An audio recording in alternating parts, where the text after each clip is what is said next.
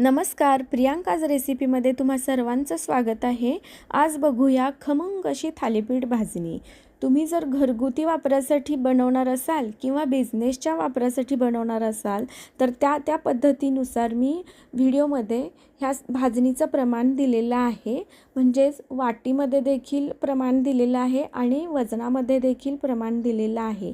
त्याचसोबत ह्या भाजणीची कॉस्टिंग कशी करायची हे देखील व्हिडिओमध्ये मी सांगितलेलं आहे। त्यामुळे व्हिडिओ शेवटपर्यंत स्किप न करता नक्की बघा। व्हिडिओ आवडल्यास व्हिडिओला लाईक, शेअर आणि प्रियांकाज रेसिपी चॅनेलला नक्की सबस्क्राईब करा। तर भाजणी बनवण्यासाठी इथे मी काही हे सर्व जिन्नस घेतलेले आहेत। आता याचं वजनी प्रमाण बघूया। अर्धा किलो ज्वारी घेतली आहे, अर्धा किलो तांदूळ घेतलेत, 80 ग्रॅम गहू घेतलेत, 170 ग्रॅम चणा डाळ घेतली आहे। इथे अख्खे हरभरे वापरू शकता। 170 ग्रॅम मूग डाळ घेतली आहे, अख्खे मूग वापरू शकता। त्यासोबत सालाची मूग डाळ देखील वापरू शकता। 170 ग्रॅम उडीद डाळ घेतलेली आहे। इथे अख्खे उडीद वापरू शकता किंवा सालाची उडीद डाळ देखील तुम्ही वापरू शकता।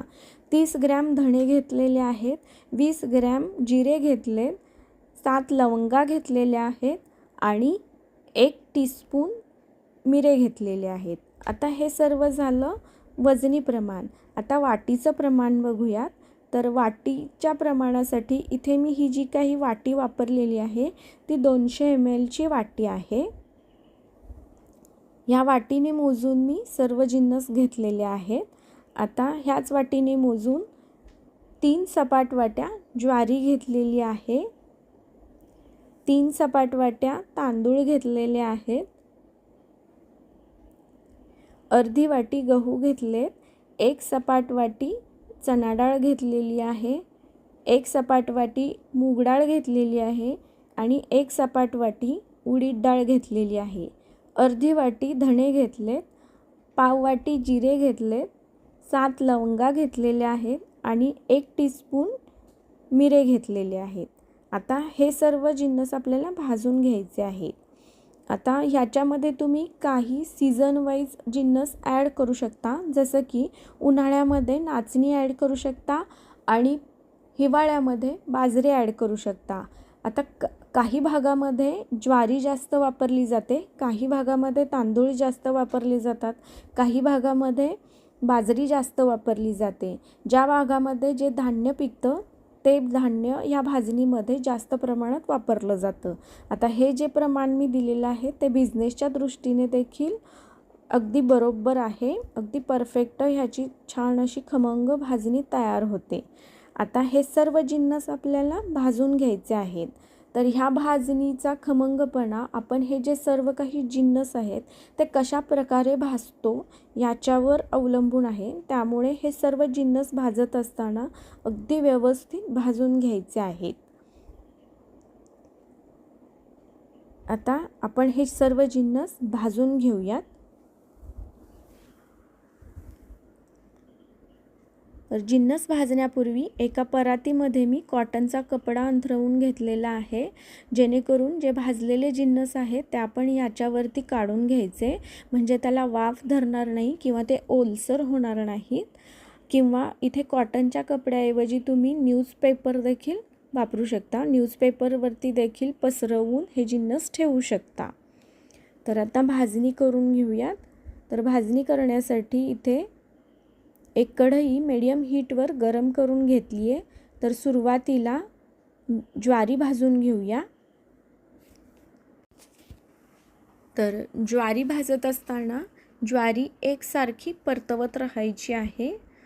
ज्वारी भाजण्यासाठी साधारण 4 मिनिटे लागलेली आहेत। हलकासा खमंग वास यायला लागला की आपली ज्वारी भाजलेली आहे असं समजायचं। ज्वारी भाजत असताना एकसारखी परतवत राहायची आणि गॅसची फ्लेम मीडियमच ठेवायची आहे। अगदी जास्त देखील ज्वारी भाजून घ्यायची नाही, नाहीतर याचा चिकटपणा कमी होतो। आता ही ज्वारी भाजलेली आहे ती ह्या कॉटनच्या कपड्यावरती मी काढून घेतली आहे आणि अशा पद्धतीने पसरवून घेतलेली आहे, जेणेकरून आपण दुसरा जो जिन्नस भाजून घेणार आहे तोपर्यंत याची वाफ निघून जाईल। आता ज्वारीनंतर चणा डाळ भाजून घेणार आहे। चणा डाळ भाजण्यासाठी देखील साधारण 4 मिनिटे लागलेली आहेत।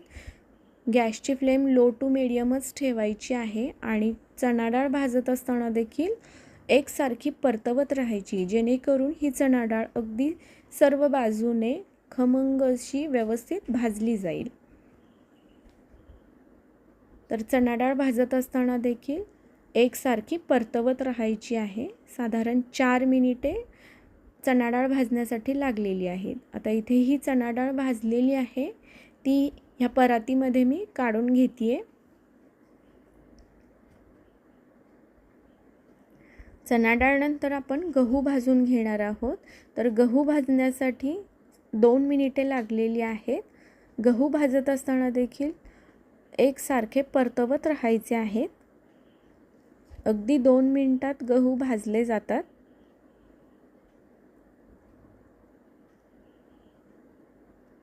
तर गहू इथे भाजलेले आहेत, ते ह्या परातीमध्ये मी काढून घेतलेले आहेत। आता यानंतर उडीद डाळ भाजून घ्यायची आहे। इथे गॅसची फ्लेम लो केलेली आहे। उडीद डाळ भाजण्यासाठी साधारण 2 मिनिटे लागलेली आहेत। उडीद डाळ पटकन भाजली जाते। उडीद डाळ भाजताना देखील एकसारखी परतवत राहायची आहे। भाजणीतला प्रत्येक जिन्नस भाजण्यासाठी अगदी कमी जास्त वेळ लागतो। तर ही उडीद डाळ देखील इथे आता भाजलेली आहे, ती ह्या परातीमध्ये मी काढून घेतली आहे। यानंतर मूग डाळ घालून घेतलेली आहे कढईमध्ये। मूग डाळ भाजण्यासाठी देखील 2 मिनिटे लागलेली आहेत। मूग डाळ देखील पटकन भाजली जाते। मूग डाळ भाजताना देखील एकसारखी परतवत राहायची आहे। अगदी 2 मिनिटात ही मूग डाळ भाजून तयार झालेली आहे। तर आता ही देखील ह्या परातीमध्ये मी काढून घेतलेली आहे।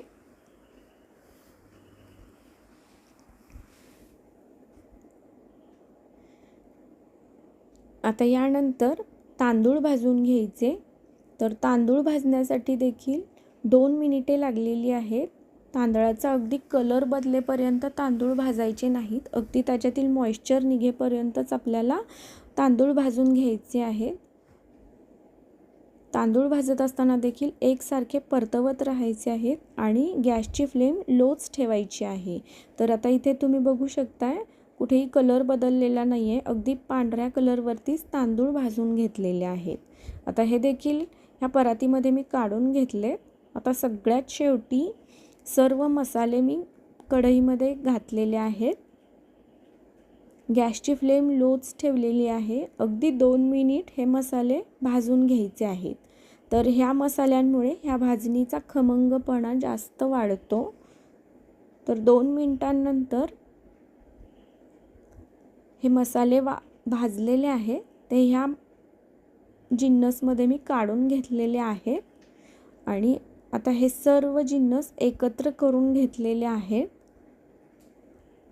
आणि हे सर्व जिन्नस अशा पद्धतीने ह्या कॉटनच्या कपड्यावरती मी पसरवून थंड होण्यासाठी ठेवलेले आहेत। हे जिन्नस थंड झाले की आटा चक्कीमधून दळून आणलेले आहेत। साधारण 1.25 किलो ही भाजणी तयार झालेली आहे। तर इथे ही भाजणी तयार झालेली आहे।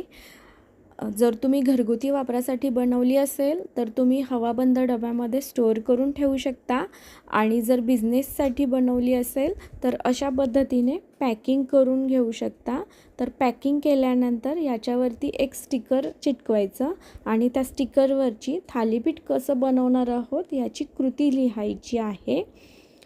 तर अशा पद्धतीनं ही बिझनेससाठी भाजणी तयार केली आहे। आता याचं कॉस्टिंग बघूयात। जर जे काही आपण रॉ मटेरियल वापरलेलं आहे, जे काही जिन्नस वापरले त्याची किंमत काढून घ्यायची आहे, प्लस तुमची ट्रान्सपोर्टेशनची किंमत काढायची, प्लस तुमची लाईट म्हणजे जे काही आपण दळलेली आहे भाजणी त्याची किंमत काढायची आणि प्लस तुमचं जो गॅस आपल्याला भाजणी भाजण्यासाठी लागलेला आहे त्याची किंमत काढून घ्यायची, प्लस हे जे पॅकिंगची पिशव्या ज्या वापरलेल्या आहेत त्याची किंमत आणि ह्या स्टिकरची किंमत, असं मिळून ही तुमची रॉ मटेरियलची कॉस्ट तयार होईल.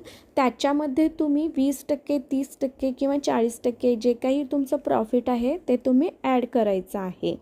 तर अशा पद्धतीनं ह्याची कॉस्टिंग करायची आहे. आता प्रत्येक भागानुसार ह्या थालीपीठाच्या भाजणीची किंमत वेगवेगळी असू शकते. तर अशा पद्धतीनं ही आपली भाजणी तयार आहे. रेसिपी आवडल्यास व्हिडिओला लाईक करा, शेअर करा. प्रियांकाच रेसिपी चॅनेलला नक्की सबस्क्राईब करा. धन्यवाद.